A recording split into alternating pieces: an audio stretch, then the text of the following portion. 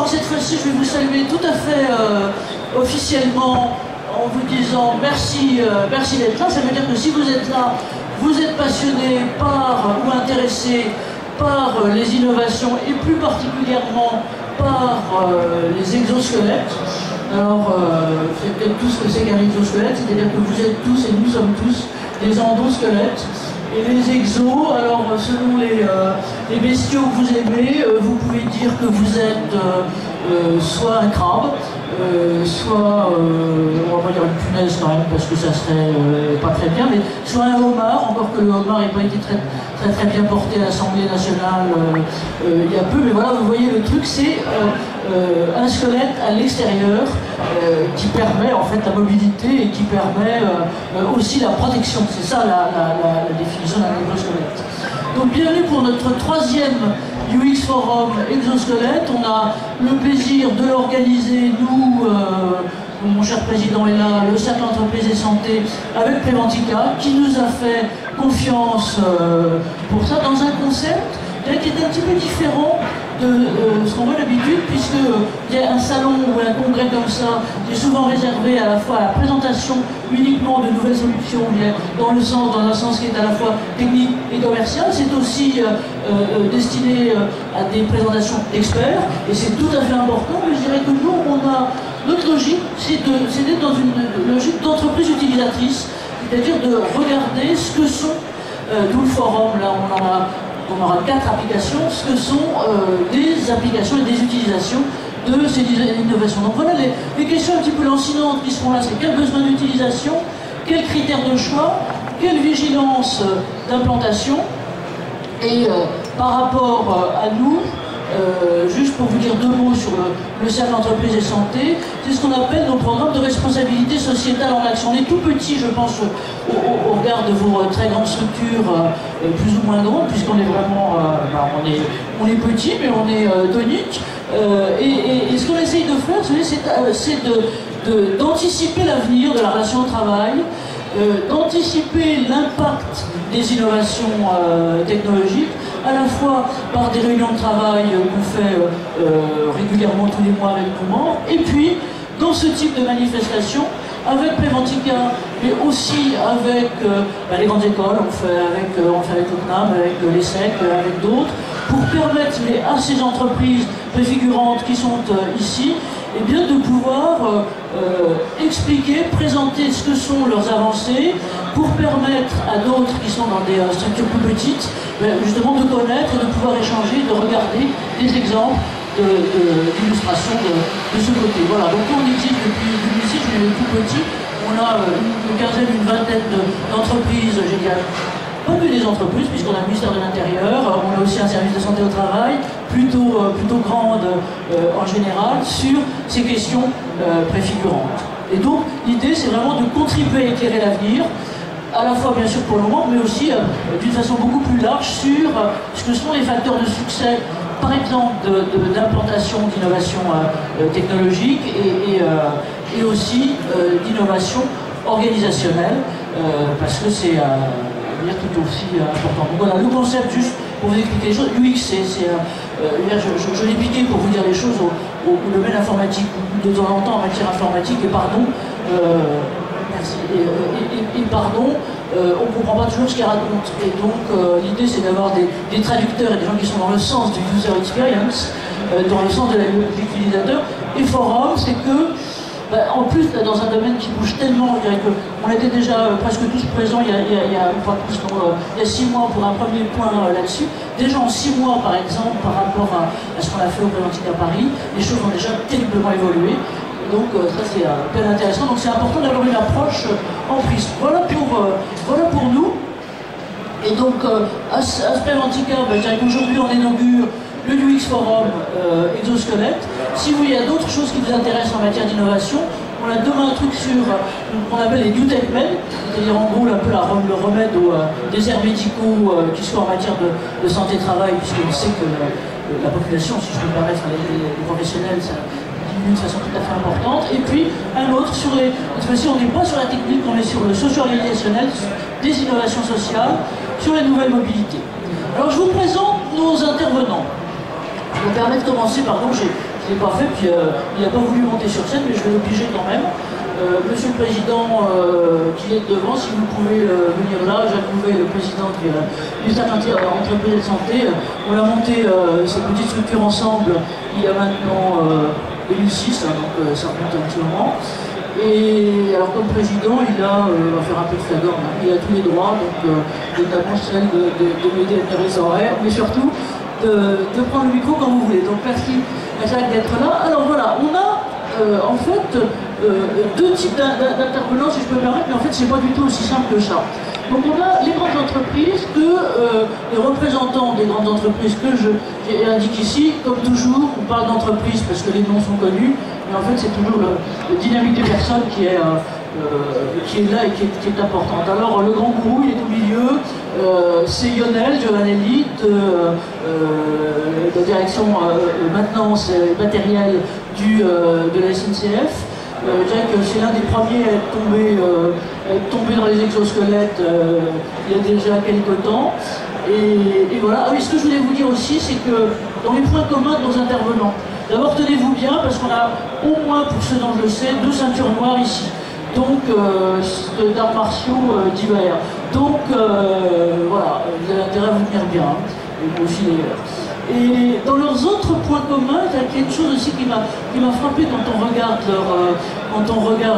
leur cursus, c'est que, mis à part d'être sportifs, ils ont tous donc bien sûr une connaissance de la physiologie et de l'ergonomie importante, mais ils sont tous aussi à la fois soucieux et quelquefois avec le label officiel de responsable du facteur humain et organisationnel.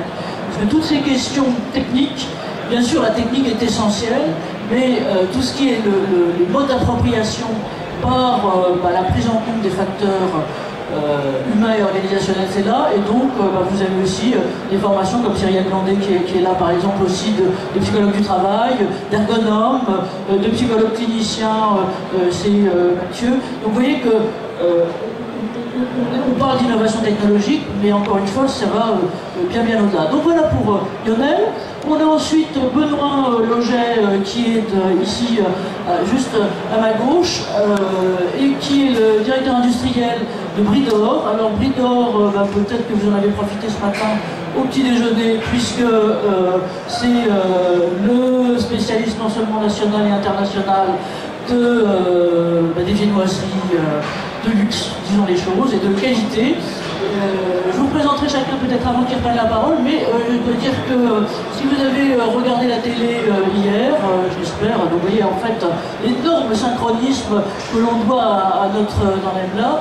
Vous aviez sur le sujet aux 20h de TF1 quelques secondes notables et très importantes sur justement l'expérience d'implantation d'exosquelettes chez Bridor. Voilà. Et puis si vous regardez un peu, vous voyez que c'est une success story tout à fait importante, parce qu'on voit que Bridor, l'État familial, est en train d'investir de façon importante au Canada et ailleurs. On est très fiers et merci de vous avoir là-dessus. Cyrielle Glandet représente alors un autre secteur d'activité, puisque Axima est principalement dans le Nord, mais pas que, une filiale d'Engie.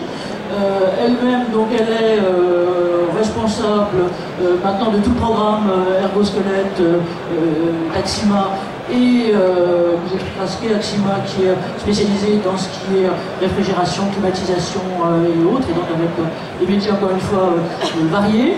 Elle est aussi de formation HSE, donc on se retrouve.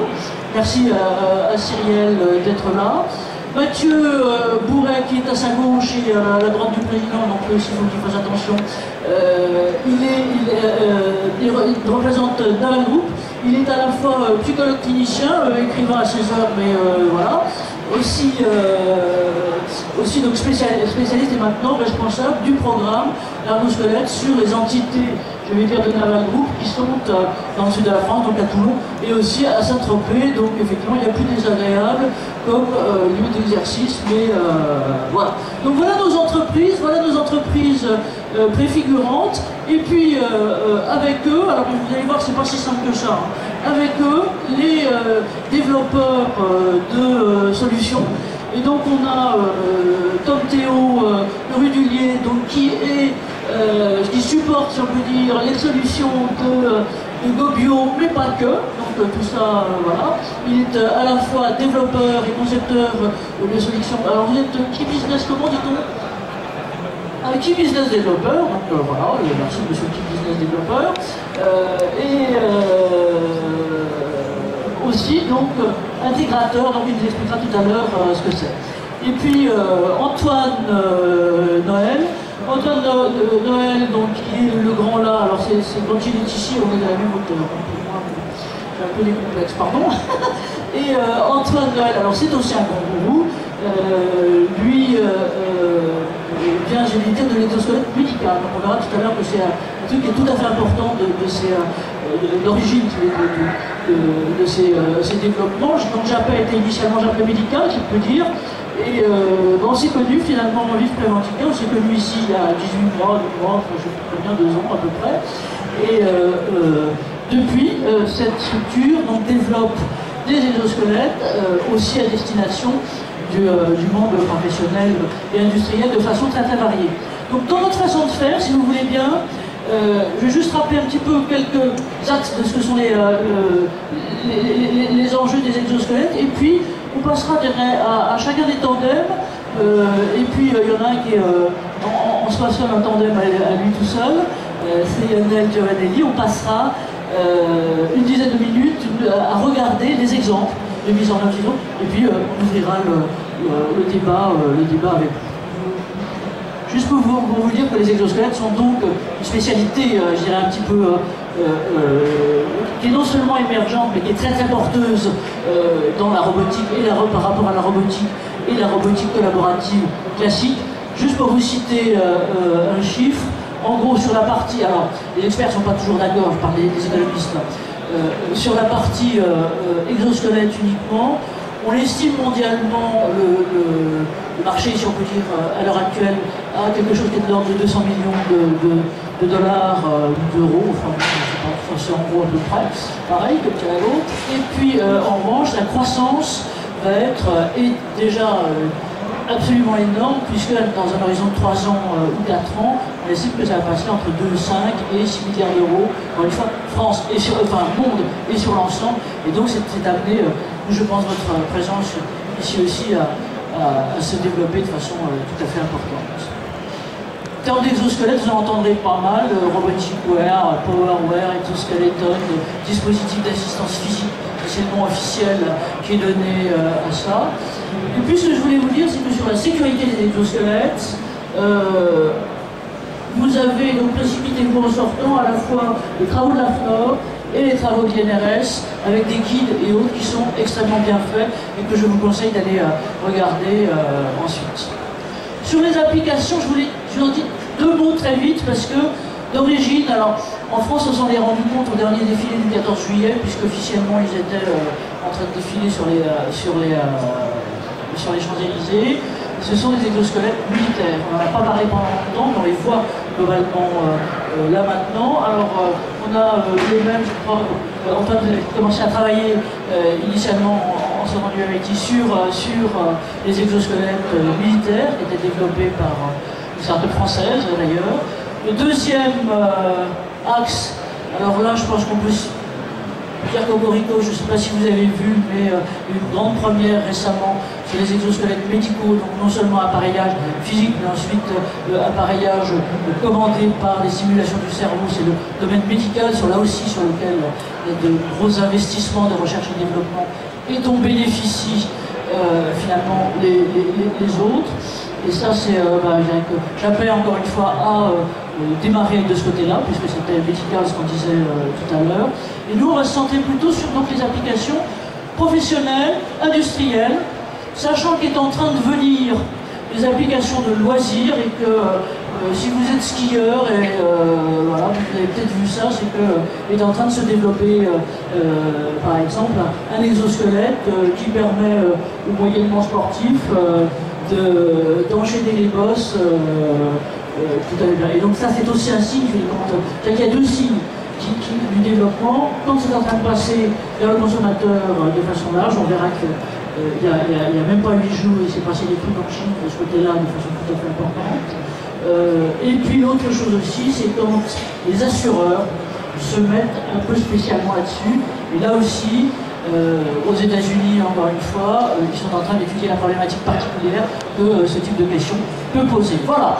Donc voilà pour ce qui va en être là. Avec les 3 questions qu'on se pose toujours quand on peut implanter ça, c'est est-ce qu'on aura les compétences, est-ce que j'aurai les moyens financiers, qu'est-ce que je peux faire par rapport aux réticences des salariés, comme je peux mettre tout ça. Et donc voilà, notre truc à nous, c'est d'être le petit renard de Saint-Exupéry pour aider à apprivoisement du renard, et donc on va essayer de les apprivoiser tous autant qu'ils sont ici. Voilà. Merci à vous.